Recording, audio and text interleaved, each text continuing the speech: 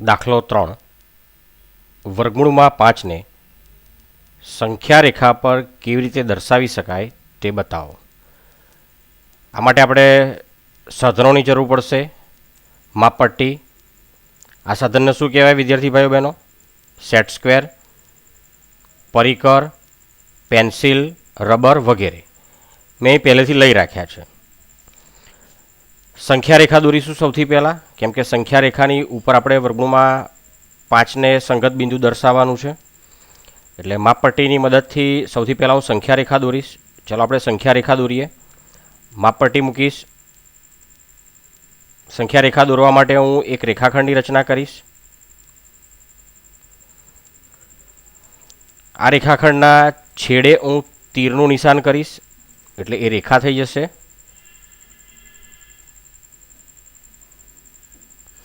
અને એ જ રીતે આ છેડે પણ હું તીરનું નિશાન કરીશ,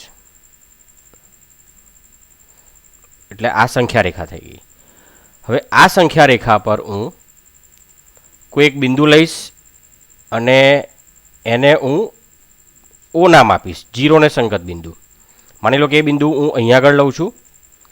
આ બિંદુને સંગત સંખ્યા 0 છે અને એનું નામ જે છે આપણે ઓ આપીશું. ચલો હું એને સંગત માપપટ્ટીને આપણે જરા આ બાજુ લઈ લઈએ. આને સંગત હું ઓ કહીશ, કેપિટલ ઓ, અને એને સંગત જે સંખ્યા મળશે એને હું 0 કહીશ. ચલો એને સંગત સંખ્યા જે છે એને આપણે 0 કહીશું. 0. આમ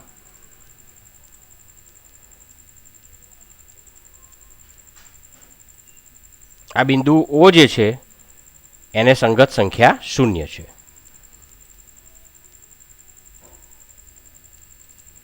હવે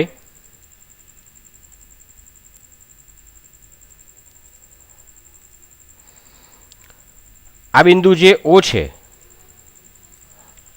એની જમણી બાજુ અને ડાબી બાજુ એક એક એકમના અંતરે હું બિંદુઓ મૂકીશ. માની લો કે હું આ માપપટ્ટી લઉં છું અને આ બાજુ એક એકમ અંતર જે છે 2 સેન્ટીમીટર બરાબર એક એકમ અંતર લઉં છું. 2 સેન્ટીમીટર આપણને અનુકૂળ હોય માપ લઈ શકાય. અહીંયા આગળ હું આ 2 સેન્ટીમીટર બરાબર એક એકમ લઉં છું, કેમ કે જો 1 સેન્ટીમીટર બરાબર એક એકમ લઈશ તો એ બહુ નાનું માપ થશે. એટલે હું એક એકમ બરાબર 2 સેન્ટીમીટર માપ લઉં છું. તમે 3 સેન્ટીમીટર પણ લઈ શકો છો. એટલે એને સંગત બિંદુ લઈશું. અહીંયા આગળ ફરી 2 સેન્ટીમીટર બરાબર એક બિંદુ લઈશ, એટલે એક એકમ અંતર થશે. અને જરૂર પડે હજી એક આપણે લઈ શકીએ. હવે હું ડાબી બાજુ બિંદુ લઈશ એક એકમના અંતરે. અહીંયા આગળ બિંદુઓને નામ આપી દઈએ આપણે.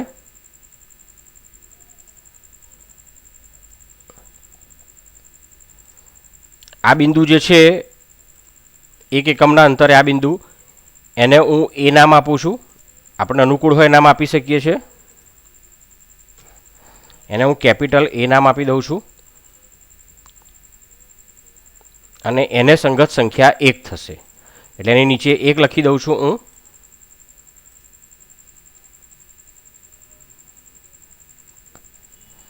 એની એક સંગત સંખ્યા 1 છે.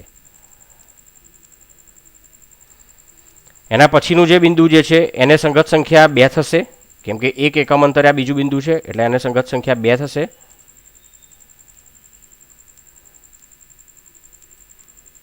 આ બિંદુ જે છે એને સંગત સંખ્યા 2 થશે. એના પછી આ એક એકમના અંતરે બિંદુ છે, એને સંગત સંખ્યા જરૂર પડે હું 3 લખી દઉં. અહીં 3 લખી દઉં. આગળ જરૂર પડે 4 લખી શકીએ. તો આ બિંદુને સંગત સંખ્યા કઈ થશે? આને સંગત સંખ્યા થશે -1, કેમ કે એ 0 થી ઊંધી સાઈડે છે, ડાબી બાજુ છે. એટલે અહીં લખી દઉં હું -1.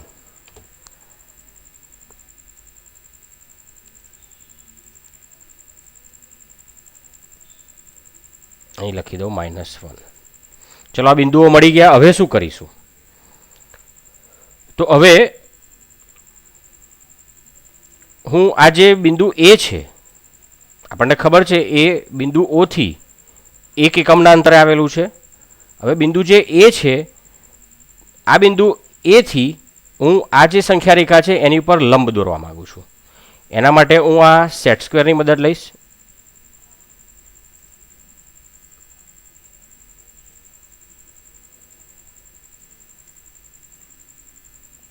નેવુંના ખૂણે લંબ દોરવા માટે હું આની મદદ લઉં છું. તમે કોણ માપકની મદદ પણ લઈ શકો છો, પરિકરની મદદ પણ લઈ શકો છો. હું આને આ રીતે ગોઠવીશ. અહીં બરાબર તમે જુઓ, આ મેં ગોઠવ્યો છે એ બરાબર 90°ના ખૂણે છે. આ સંખ્યા રેખાને આ લાઈન 90°ના ખૂણે છે. હવે હું અહીંયા 1 એકમ લંબાઈનો રેખાખંડ દોરવા માગું છું. 1 એકમ લંબાઈનો, અહીં બરાબર વચ્ચેથી 1 એકમ લંબાઈનો. તો પેન્સિલની મદદથી આ રીતે હું આ 2 છે, આટલું 1 એકમ અંતર થશે. આટલું 1 એકમ અંતર લંબ રેખાખંડ દોરીશ 1 એકમનો. ચાલો, મેં લંબ રેખાખંડ દોર્યો છે. આપણે આ સેટ સ્ક્વેરને સેટ સાઈડ પર લઈ લઈએ. આ ખૂણો 90°નો છે એટલે હું અહીં 90°નું કાટખૂણાનું નિશાન કરી દઈશ. અહીં આગળ આ રીતે. આની લંબાઈ 1 એકમ છે આ રેખાખંડની, એટલે અહીં હું લખીશ 1 એકમ. 2 સેન્ટીમીટર બરાબર 1 એકમ લીધા છે. હવે આ બિંદુને એ કીધું, તો આ બિંદુને હું બી કહું છું. આપણને અનુકૂળ હોય નામ આપી શકીએ.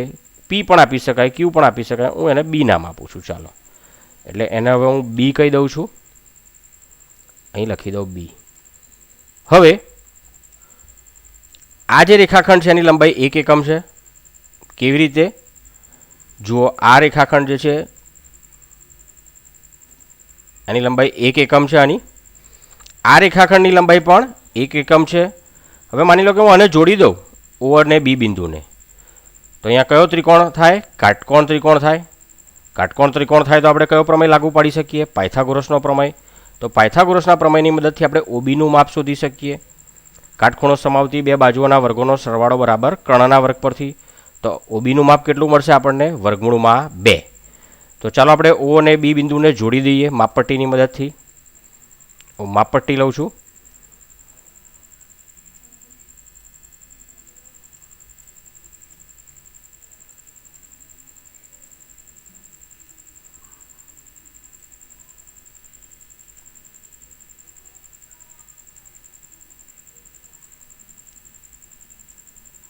માપપટ્ટીની મદદથી બિંદુ ઓ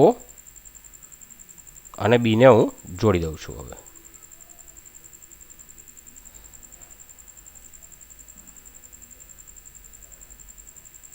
આ બંનેને મેં જોડી દીધા છે.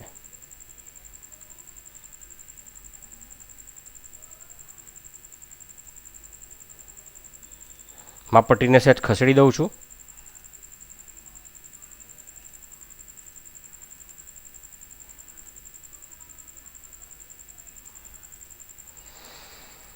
હવે પાયથાગોરસના પ્રમેય મુજબ મેં તમને કહ્યું એ પ્રમાણે જ્યાં ઓબી માપ છે, આ ઓબી એનું માપ કેટલું થશે? વર્ગમૂળમાં 2. એટલે હું લખી દઉં એની પર વર્ગમૂળમાં 2. આ માપ જે છે એ વર્ગમૂળમાં 2 થશે. આ માપ થશે વર્ગમૂળમાં 2. હવે ધ્યાન આપશો શું કરીશ? બરાબર, ફરી હું આની મદદ લઈશ.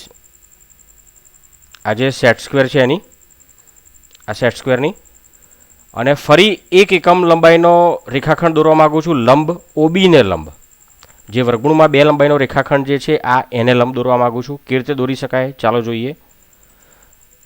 હું આ સેટ સ્ક્વેર નહીં લાવીશ અને આમ ફેરવીશ અને આમ ગોઠવીશ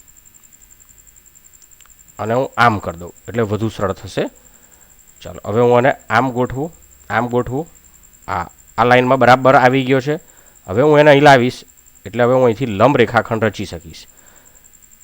અહીંયા આગળ હું અહીંથી આમ 1 એકમ લંબાઈનો લંબ રેખાખંડ રચવા માગું છું. આ ઓબીને લંબ એટલે કે ઓબીને 90°ના ખૂણે. એની લંબાઈ 1 એકમ છે. 1 એકમ એટલે 2 સેન્ટીમીટર બરાબર. મેં પ્રમાણ માપ 1 એકમ બરાબર 2 સેન્ટીમીટર લીધા છે. એટલે હવે હું અહીંથી આ જે બિંદુ બી જે છે ત્યાંથી 1 એકમ લંબાઈનો રેખાખંડ રચીશ. આની લંબાઈ કેટલા એકમ છે? 1 એકમ. એટલે હું લખી દઉં અહીંયા આગળ 1 એકમ. ચલો મેં લખી દીધું છે 1 એકમ. આ બિંદુને હું નામ આપી દઈશ, એ બિંદુને સી કહીશું, એટલે નામ લખી દઉં અહીંયા આગળ સી.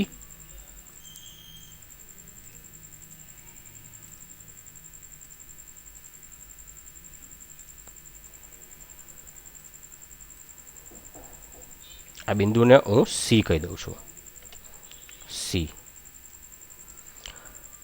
હવે શું થશે જુઓ, કાટકોણ ત્રિકોણ બનશે. અહીંયા આ કાટખૂણો બનશે, અહીંયા આગળ આ ખૂણો, કેમ કે આપણે લંબ દોર્યો છે એટલે આ ખૂણો જે છે એ કાટખૂણો થશે. આ ખૂણો કાટખૂણો થયો બી, એટલે મેં 90 કાટખૂણાનું નિશાન કર્યું છે. હવે આ કાટખૂણો છે એટલે આ કાટખૂણો સમાવતી એક બાજુ થઈ ઓબી, આ બીજી કાટખૂણો સમાવતી બાજુ બીજી થઈ બીસી. તો આને હું જોડી દઉં ઓસીને તો એ કર્ણ થશે. પાયથાગોરસના પ્રમેય મુજબ હું ઓસીની લંબાઈ શોધીશ તો કેટલી આવશે? વર્ગમૂળમાં 3 આવશે. ચલો માપપટ્ટીની મદદથી હવે હું ઓસીને જોડી દઉં છું, ઓસીને.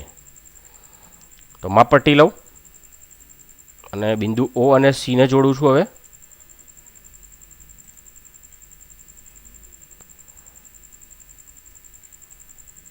બિંદુ ઓ અને સીને જોડીશ આ રીતે.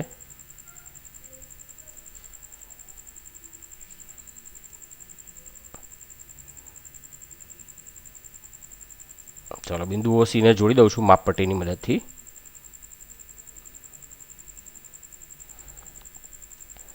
અને એની લંબાઈ કેટલી થશે? વર્ગમૂળમાં 3. આ જે ઓસી જે છે, આ ઓસી એની લંબાઈ થશે વર્ગમૂળમાં 3, એટલે હું એની પર લખી દઉં વર્ગમૂળમાં 3.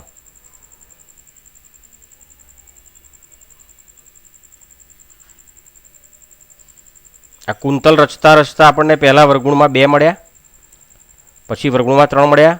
આપણે કેટલા મેળવવાના છે? વર્ગમૂળમાં 5. એટલે હજી આગળ એક કુંતલ રચીશું તો કેટલા મળશે? વર્ગમૂળમાં 4. અને એના પછી મળશે આપણને વર્ગમૂળમાં 5. અને એ વર્ગમૂળમાં 5ને આપણે કઈ લાવવાના છે? સંખ્યા રેખાની ઉપર. હવે ફરી કોની મદદ લઈશું? ફરી આ સેટ સ્ક્વેરની મદદ લઈશું.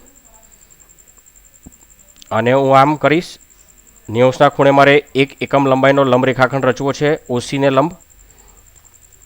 હવે હું આ ઓસી જે છે એને લંબ 1 એકમ લંબાઈનો રેખાખંડ રચવા માગું છું. એટલે હું આને અહીં મૂકીશ આ રીતે બરાબર, અને 90 ખૂણે સેટ કરીશ આને બરાબર આ રીતે. તમે જોઈ શકો છો હવે હું 90 ખૂણો, 90 ખૂણે 1 એકમ લંબાઈનો રેખાખંડ રચી શકીશ અહીં સીથી.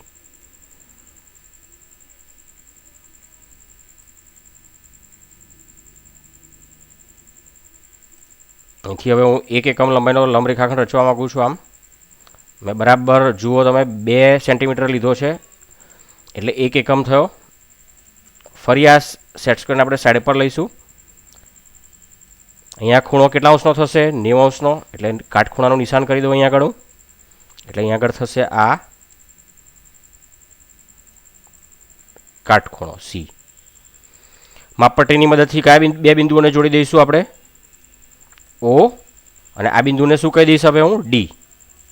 એટલે નામ આપી દઉં ડી, કેપિટલ ડી. આ રેખાખંડ કેટલી લંબાઈનો છે? 1 એકમ. એટલે ત્યાં લખી દઉં 1 એકમ.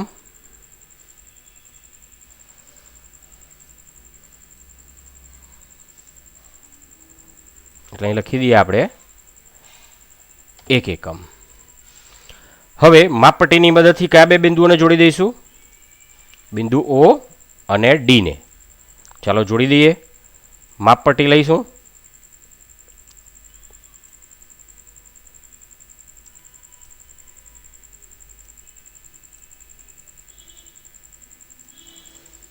બિંદુ ઓ અને ડીને જોડવા માગું છું.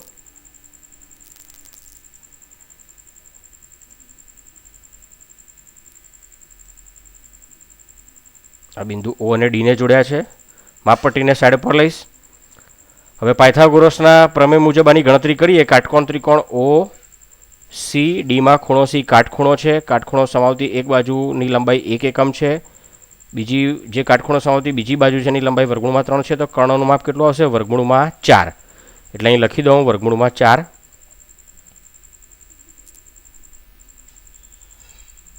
વર્ગમૂળમાં 4. હવે મારે કેટલા મેળવવાના છે સંખ્યા રેખા પર? વર્ગમૂળમાં 5. આપણે કેટલા અહીંયા આવી ગયા? વર્ગમૂળમાં 4.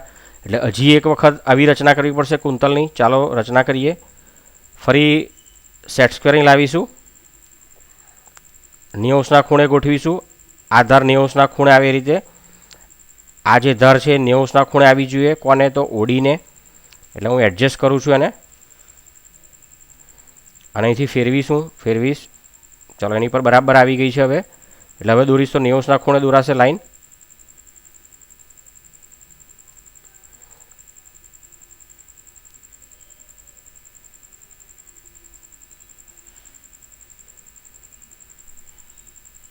હા,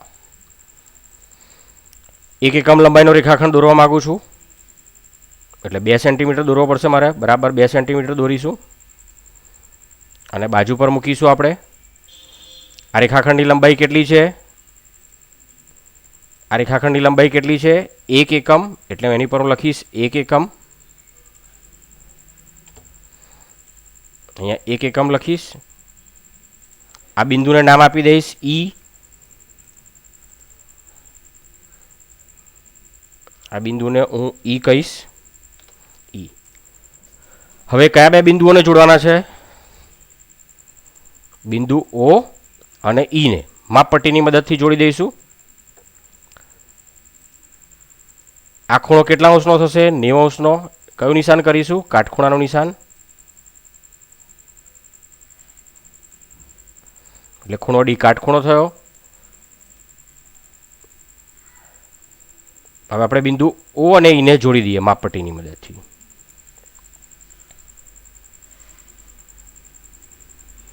આ બિંદુ ઓ અને ઈ.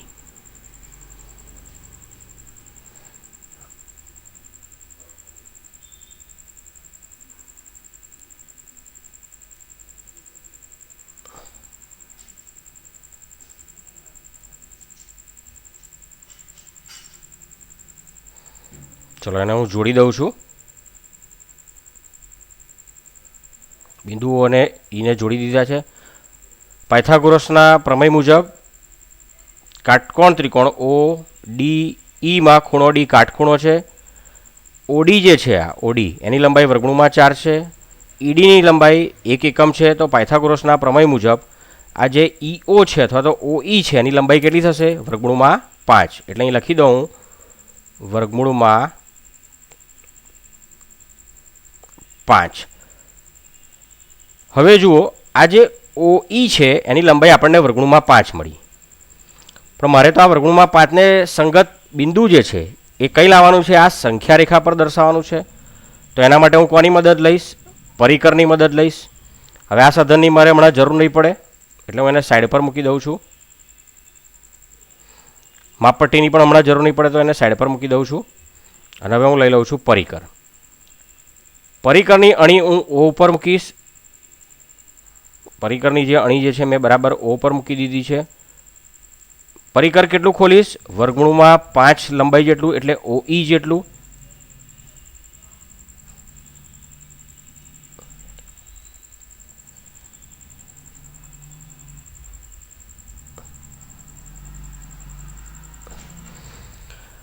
જુઓ મેં પરિકર કેટલું ખોલ્યું છે? ઓ ઈ જેટલું. હવે શું કરીશું? ચાપ દોરીશ અહીંથી આમ આ રીતે અને એને કઈ જગ્યાએ ઉતારીશ? સંખ્યા રેખા પર. અને અહીંયા આગળ જે મને છેદ બિંદુ મળ્યું છે એને હું માર્ક કરી દઈશ. ચલો આ ફેર આપણે કલર જુદો લઈએ. અહીંયા આગળ આ જે ચાપ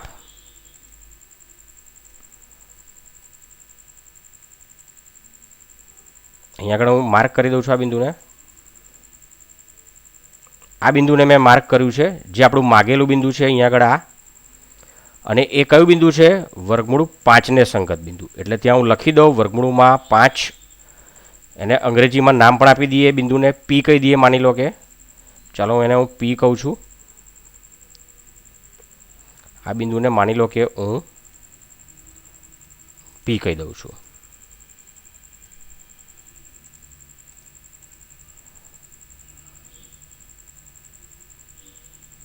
આ બિંદુને માની લો કે હું પી કહું છું એટલે મેં એને પી કીધું. અને એને સંગત જે સંખ્યા જે છે એ કઈ થશે? વર્ગમૂળમાં 5 થશે. તો હું અહીં લખી દઉં વર્ગમૂળમાં 5. આ પી જે છે, આ બિંદુ પી, આ એને સંગત સંખ્યા થશે વર્ગમૂળમાં 5. એટલે અહીં લખી દઉં વર્ગમૂળમાં 5.